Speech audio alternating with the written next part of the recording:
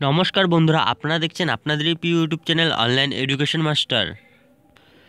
তো বন্ধুরা, আপনারা হয়তো জানেন যে আমি এই চ্যানেলটির মাধ্যমে কিন্তু প্রতিনিয়ত বিভিন্ন ধরনের চাকরি সংক্রান্ত খবরাখবরের আপডেটগুলি কিন্তু দিয়ে থাকি। তো বন্ধুরা, আপনারা যারা আমার এই চ্যানেলটিতে নতুন হয়ে থাকবেন, তো তারা দেখুন ভিডিওটির নিচে কিন্তু একটি লাল কালার লেখা সাবস্ক্রাইব বাটন রয়েছে।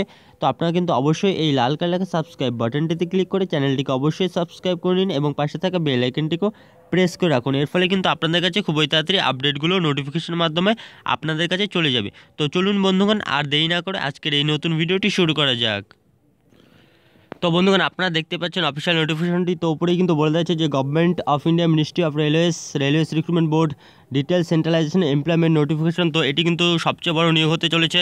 তো প্রায় 1 লক্ষেরও কিন্তু বেশি অধিক শূন্যপদ রয়েছে। তো সেই বিষয়ে কিন্তু এখন আমরা আলোচনা করব। তো এই অফিসিয়াল নোটিফিকেশনটি কিন্তু ডাউনলোড করা হয়েছে চেন্নাই আরআরবি থেকে। তো কলকাতা আরআরবিতে কিন্তু এখনও কিন্তু এই অফিসিয়াল নোটিফিকেশনটি ডাউনলোড করা যাচ্ছে না। তো আর হয়তো কিছুক্ষণের মধ্যে হয়তো ডাউনলোড করা যাবে। তো এখানে কিন্তু ইম্পর্টেন্ট ডেটগুলি বলে দেওয়া হচ্ছে। তো দেখুন এখানে ডেট অফ পাবলিকেশন 23/2/2019, তারপর opening of online registration of application. তো আপনারা কিন্তু অনলাইনে রেজিস্ট্রেশন করতে পারবেন হচ্ছে 12/3/2019, অর্থাৎ 12ই মার্চ কাল থেকেই কাল বিকেল 5টা থেকে কিন্তু আপনারা আবেদন করতে পারবেন। তারপর closing date of online registration, অনলাইনে রেজিস্ট্রেশন করার ক্লোজিং ডেট কিন্তু এখানে বলে দেওয়া হয়েছে 12/4, অর্থাৎ 12ই কিন্তু এপ্রিল। তারপরে দেখুন এখানে অনলাইনে ব্যাঙ্কিংয়ের মাধ্যমে কিন্তু বিভিন্ন ডেটগুলি দেওয়া হয়েছে। তো তারপরে দেখুন এখানে ফাইনাল সাবমিশন অফ অ্যাপ্লিকেশন বলে দেওয়া রয়েছে কিন্তু 26/4/2019, অর্থাৎ 26শে এপ্রিল কিন্তু আপনাদের ফাইনাল সাবমিশনটি করতেই হবে। তো দেখুন এখানে বলে দেওয়া হয়েছে 26/4। তো তারপরে দেখুন এখানে সিবিটির কিন্তু কম্পিউটার বেসড টেস্ট আপনাদের যে এক্সামটি হবে, তো সেটি কিন্তু টেন্টেটিভ ডেট কিন্তু এখানে বলে দেওয়া হয়েছে টেন্টেটিভ শিডিউল সেপ্টেম্বর থেকে অক্টোবর 2019, সেপ্টেম্বর থেকে অক্টোবর মাসের মধ্যে কিন্তু হয়ে যাবে। তো তারপরে এবার আমরা নিচে দেখে নেব। তো আপনারা দেখতে পাচ্ছেন এখানে ভ্যাকেন্সিগুলো রেলওয়ে।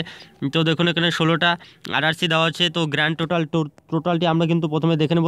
তো টোটাল এখানে দেখুন আপনারা দেখতে পাচ্ছেন 1,লক্ষ কিন্তু 3,769টি কিন্তু ভ্যাকেন্সি রয়েছে। তো এখানে আপনারা দেখতে পাচ্ছেন 1,03,769। তো এটি কিন্তু কম ভ্যাকেন্সি নয়, কিন্তু সব থেকে কিন্তু এটি বড় নিয়োগ হতে চলেছে।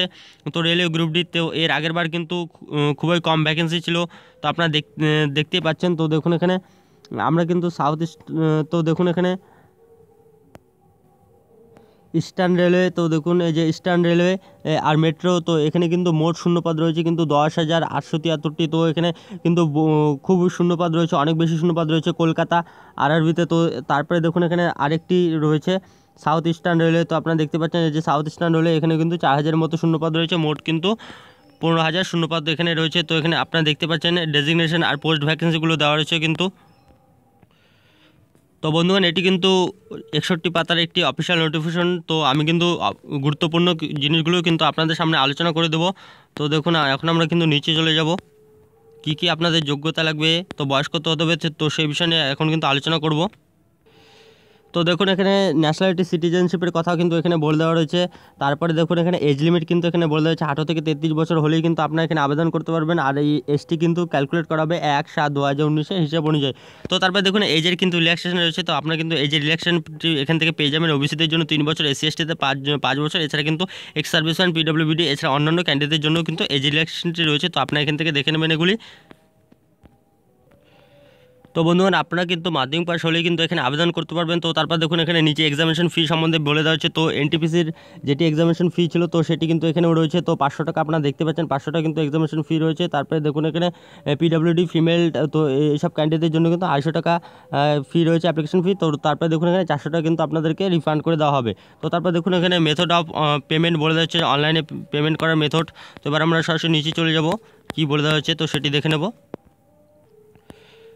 তো তারপর দেখুন এখানে কম্পিউটার বেসড টেস্ট সম্বন্ধে কিন্তু এখানে বলে দেওয়া হচ্ছে। তো এটি কিন্তু খুবই ভাইটাল জিনিস। তো এক্সাম ডিউরেশন আপনারা দেখতে পাচ্ছেন মিনিটসে 90 মিনিটস কিন্তু থাকবে। তো তারপর দেখুন number of question, each question কিন্তু 1 মার্কসের থাকবে, আপনারা দেখতে পাচ্ছেন। তারপর জেনারেল সায়েন্স থাকবে কিন্তু 25, তারপর ম্যাথমেটিক্স কিন্তু 25, তারপর জিআই থাকছে কিন্তু 30 মার্কসের, তারপর general awareness and current affairs থাকছে কিন্তু 20 মার্কসের, অর্থাৎ মোট কিন্তু 100 মার্কস কিন্তু এখানে রয়েছে। তো তারপরে এখানে দেখুন ম্যাথামেটিক্স, তারপর সিলেবাস কিন্তু ডিটেলস এখানে বলে দেওয়া রয়েছে।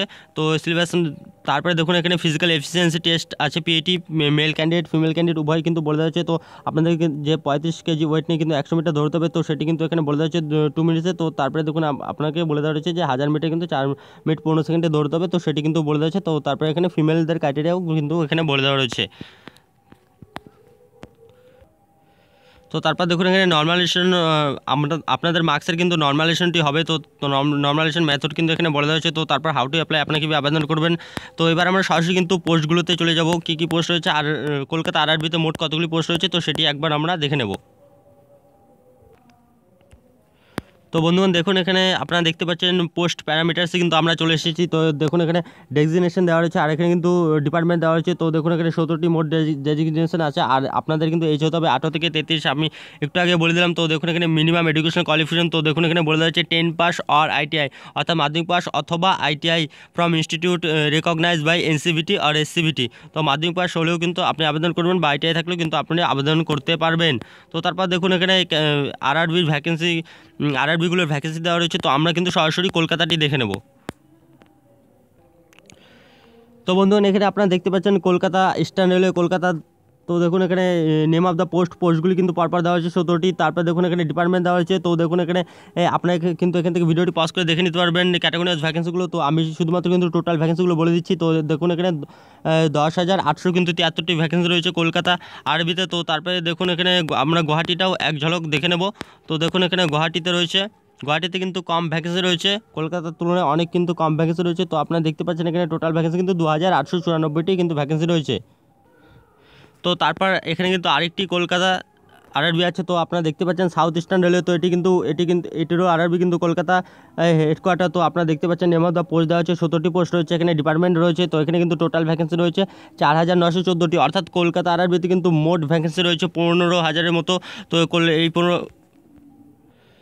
তো বন্ধুগণ এই 15,000 ভ্যাকেন্সি কিন্তু কম ভ্যাকেন্সি নয়, শুধু একটা আরআরবির জন্যই। তো আপনারা জানেন যে সামনের বছর এর পরের বছর যে কত ভ্যাকেন্সি ছিল, সেজন্যই কিন্তু এই কম ভ্যাকেন্সি থাকার কারণে কিন্তু কাট অফটি হাই গিয়েছে। তো এবার কিন্তু আশা করা যায় কাট অফ কিন্তু নামতে পারে। তো বন্ধুগণ এরপরে কিন্তু আমি আপনাদের সিলেবাস CBT 1-এর সিলেবাস সম্বন্ধে কিন্তু আমি বিস্তারিতভাবে আলোচনা করে দেবো। তো আর পিইটি সম্বন্ধেও কিন্তু আলোচনা করে দেবো। তো বন্ধুগণ আপনাদের যদি ভিডিওটি ভালো লেগে থাকে তো আপনারা কিন্তু অবশ্যই ভিডিওতে লাইক, শেয়ার এবং কমেন্ট করে জানাবেন এবং চাকরির সংক্রান্ত পরবর্তী বিভিন্ন ধরনের আপডেটগুলি পেতে চ্যানেলটিকে অবশ্যই সাবস্ক্রাইব করে রাখবেন। এবং বন্ধুগণ ভিডিওটি দেখার জন্য ধন্যবাদ এবং ভিডিওটিকে কিন্তু আপনারা অবশ্যই পাশের বন্ধুটিকে শেয়ার করে দিবেন।